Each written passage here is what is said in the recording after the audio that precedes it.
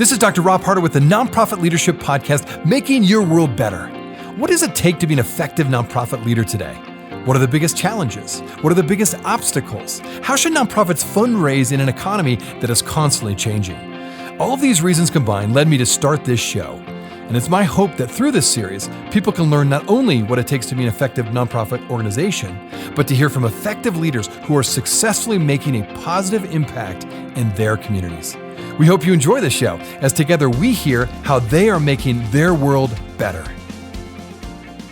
Well, how do you manage a global nonprofit organization during a pandemic in such a way that not only do you maintain your current programs, but actually grow and scale many of those same programs? Well, my guest today will share how his organization has done just that. SmileTrain. SmileTrain is a global nonprofit that is dedicated to empowering local medical professionals with training, funding, and resources in order to provide free cleft surgery and comprehensive cleft care to children. Now, for over 20 years, SmileTrain has supported safe and quality cleft care for more than 1.5 million children globally. Well, my guest today is Dr. Hopper. Now, Dr. Hopper is the surgical director of the Craniofacial Center at Seattle Children's Hospital, and he was recently selected to serve on SmileTrain's medical advisory board.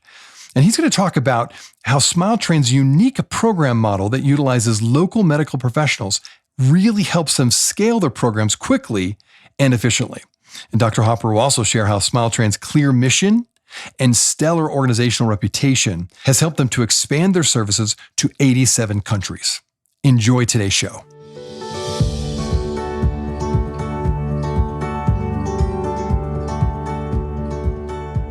Well, Dr. Hopper, I really appreciate you being on the show today.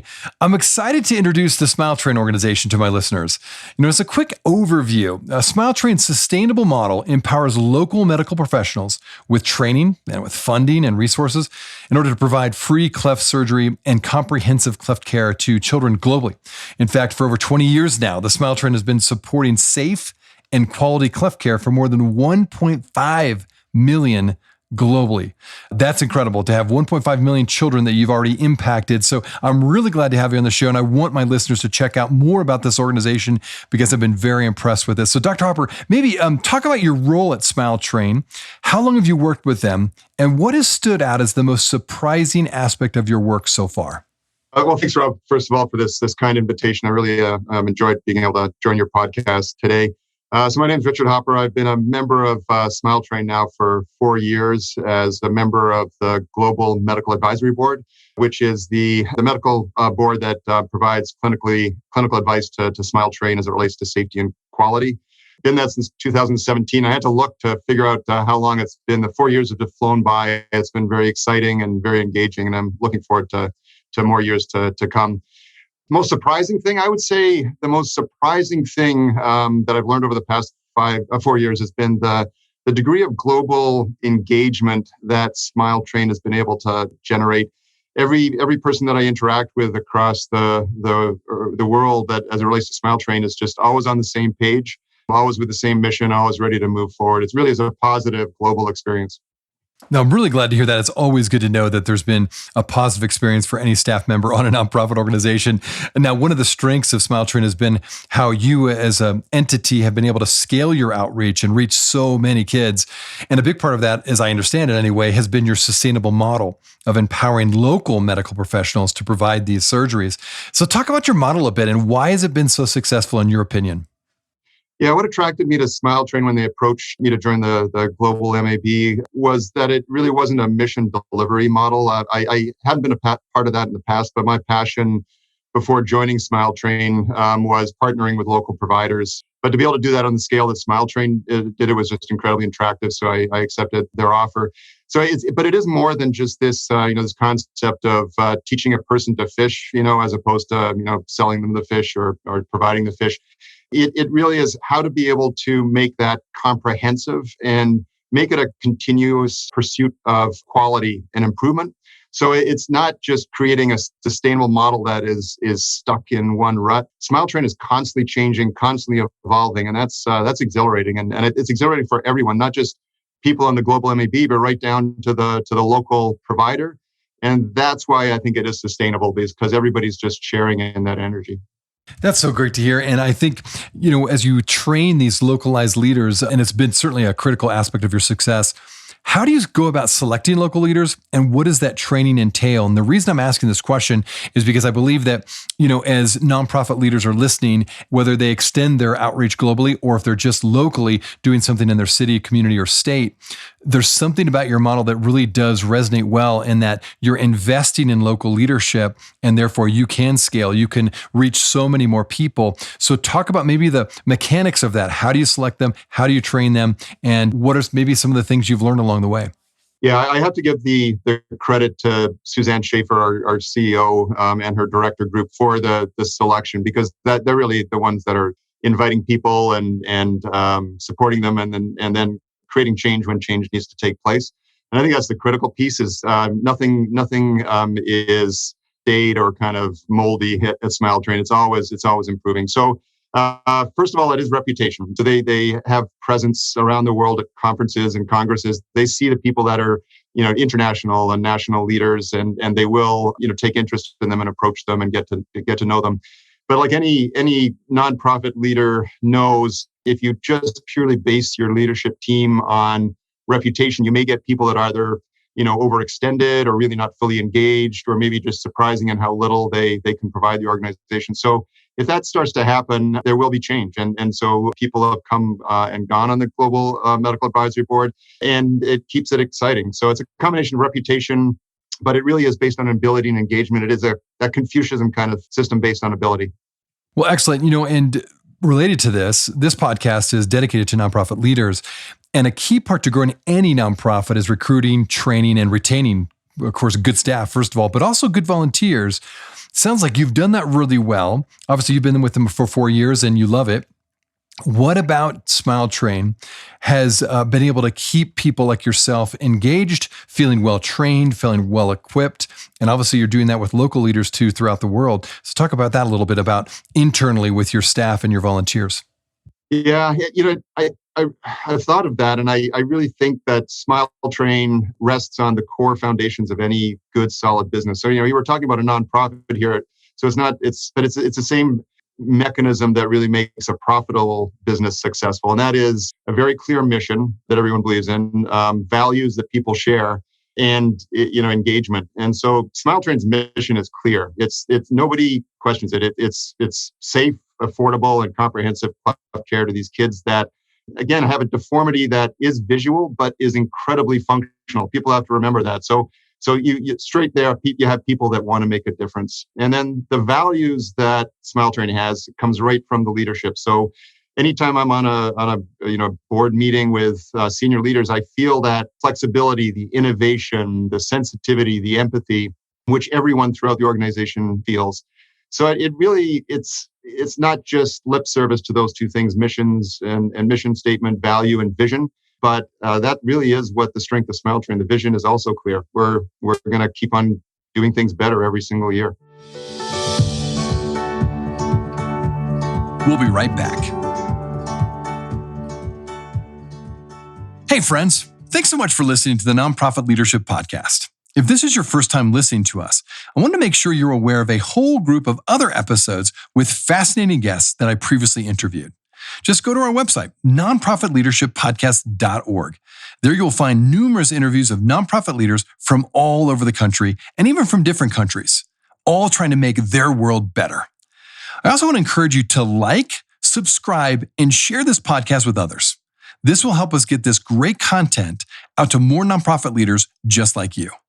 Now, finally, if you want to get my monthly email update that contains more resources in addition to these episodes, it's really easy. Just go to my website at nonprofitleadershippodcast.org and simply type your email address in the top right-hand box, and you'll be added to our monthly email update. And this way, you'll never miss any of the interviews or extra content from this show. And if you have any questions or comments, do not hesitate to email me. Thanks again for listening. Now back to the show.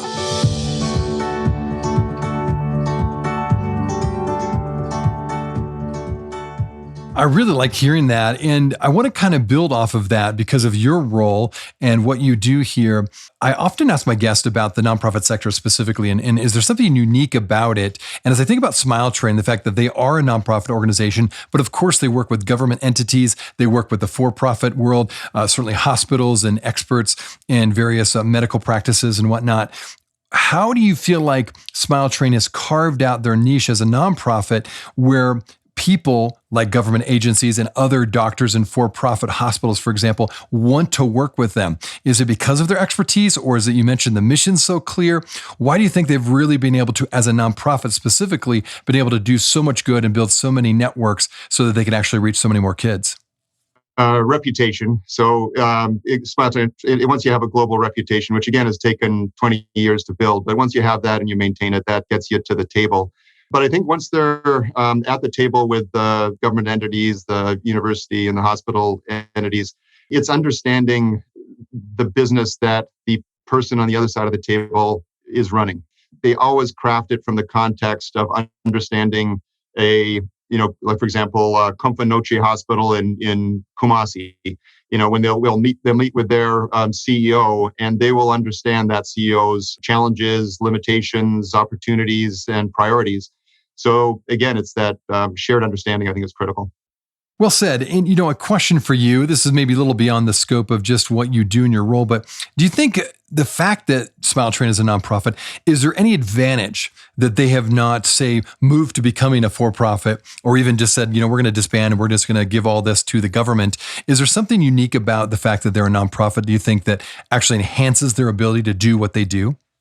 Yeah, there's no doubt that Smile Train has the expertise and the structure to become incredibly profitable. It is just so against our missions, our values, our vision that we wouldn't be able to survive. It's like asking somebody to completely change who they are. So I think that's why that'll never ever happen.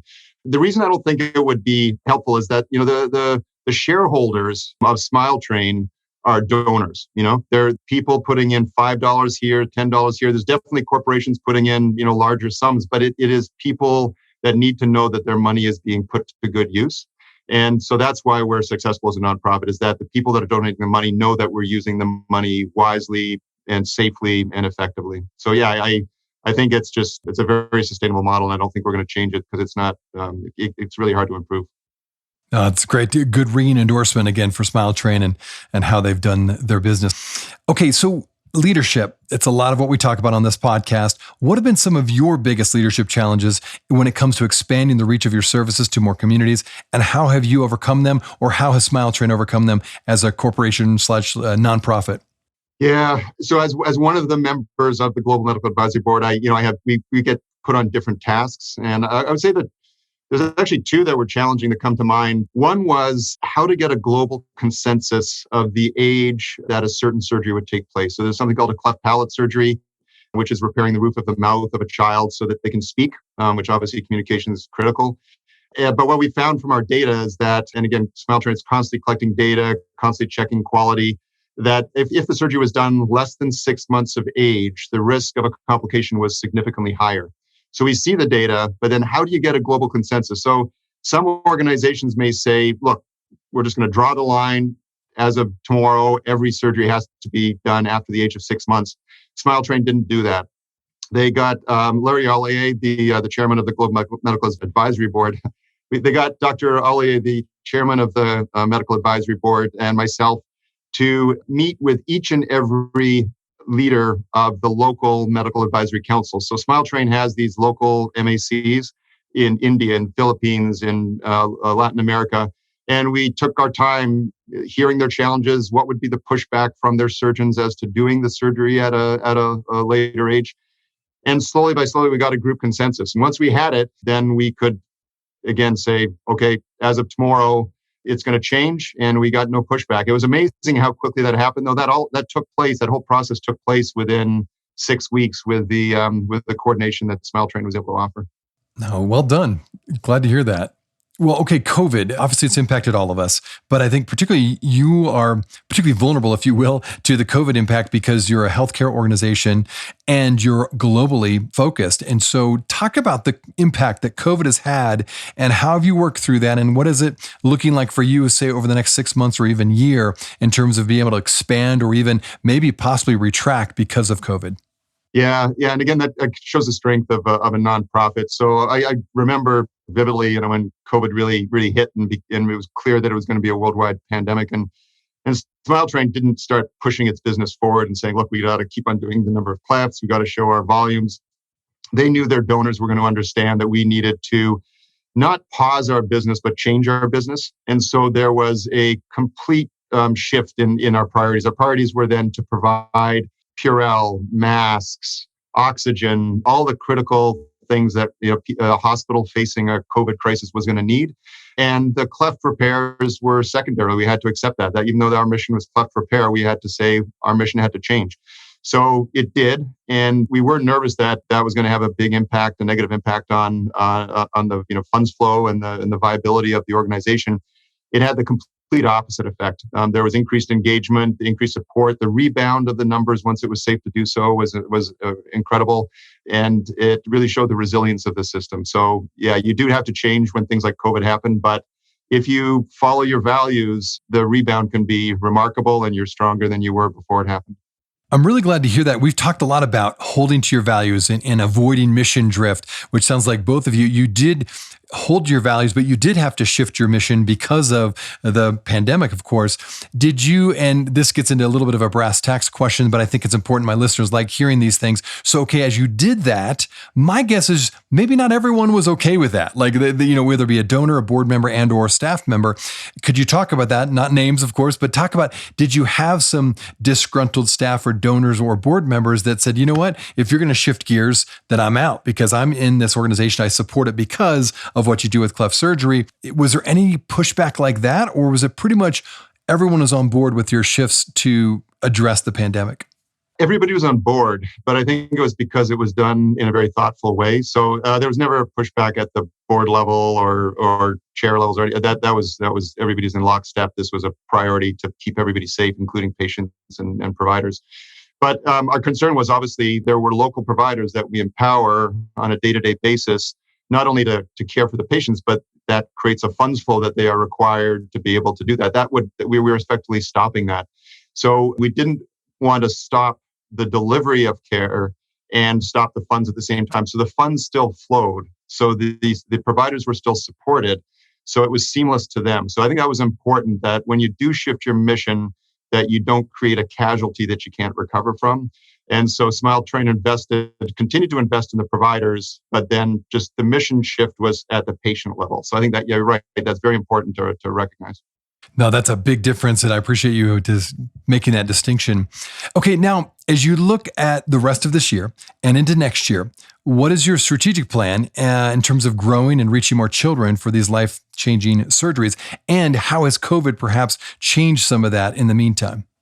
Yeah, COVID hasn't changed anything except that it can't travel as freely. We're starting to do it now, but we used to be very much at all levels, right up to Suzanne's level, boots on the ground, visiting the areas where care is delivered to really understand our business. So that's more challenging, and there's no doubt. So a lot more virtual meetings. That being said, it's not changing our progress and it's not shaking our vision. This past year has actually been, I've seen more change, more innovation, more exciting initiatives, just because it's a continuation of this logarithmic growth and change that Smile Train is going through. So the clinical leadership centers have been remarkable in terms of concept and early implementation, and that's just one of many. We were at the UNN Council recently talking about our nutritional support for early infant feeding, oral health through partnership with industry sponsors. So yeah, COVID hasn't slowed the Smile Train down. It's actually, we're speeding up and continuing to speed up. We've just had to change how we interact.